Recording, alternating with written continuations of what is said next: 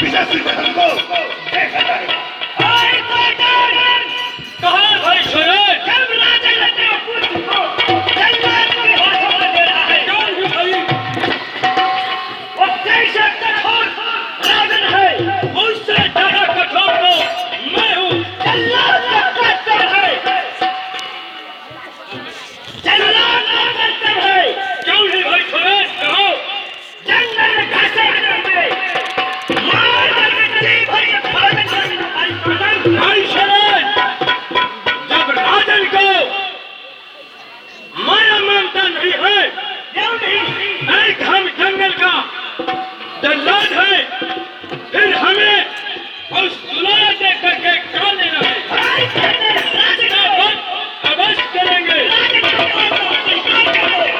जय महाराज, ये कालजात तो मैं करूंगा महाराज। तो सावधान हो जाओ। क्यों नहीं महाराज? मैं ये दोनों बालकों को तुम्हारे हाथ से उठाऊंगा। क्यों नहीं महाराज? महाराज, और अपने हाथों से बांधी बना करके हमें पकड़ाइए महाराज। मैं तुम्हारे सामने अभी रखा। क्यों नहीं महाराज?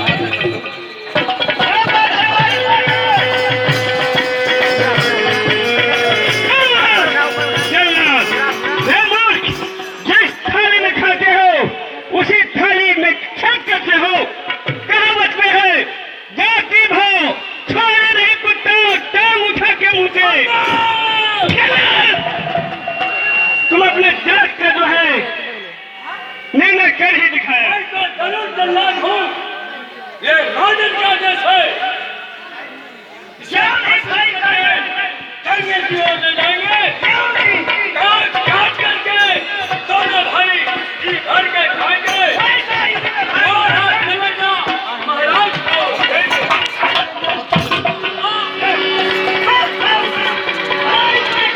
क्यों नहीं भाई छोरे?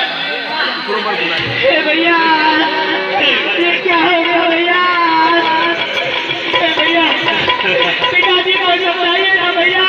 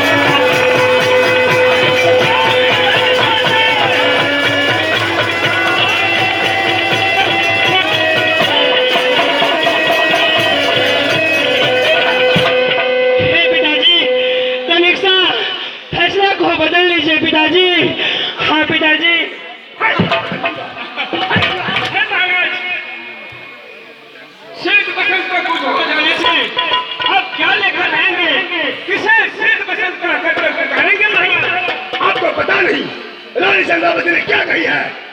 हे स्वामीनाथ, आप दो पुत्र के लिए परवाह करते हैं, हमारी बेइज्जती भी कर दी, घोर अपमान कर दिया, आप दंड नहीं देते हैं।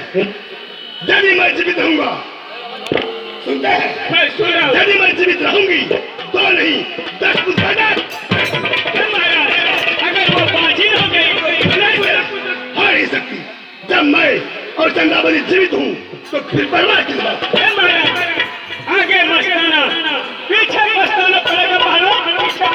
क्या भी हो, कहाँ रोइएगा, कब रोइएगा, इसका कोई ठिकाना नहीं रहेगा, इसका कोई ठिकाना नहीं। क्या भी हो मंत्री जी, अभी से जंगल जाने दीजिए। नहीं पिताजी, भैया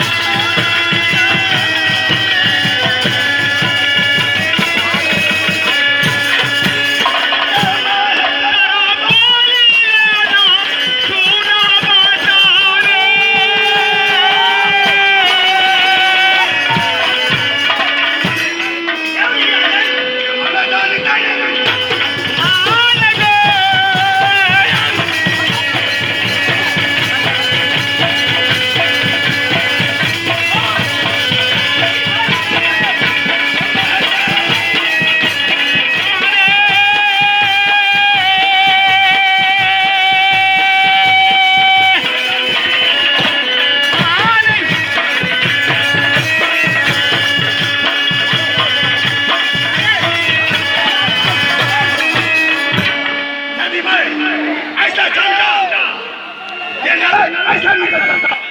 वैसे तो मैं जम लेते ही नष्ट कर देता, लेकिन अब क्या होगा? बहुत हो गया बड़ा, इसलिए जला के हाथों में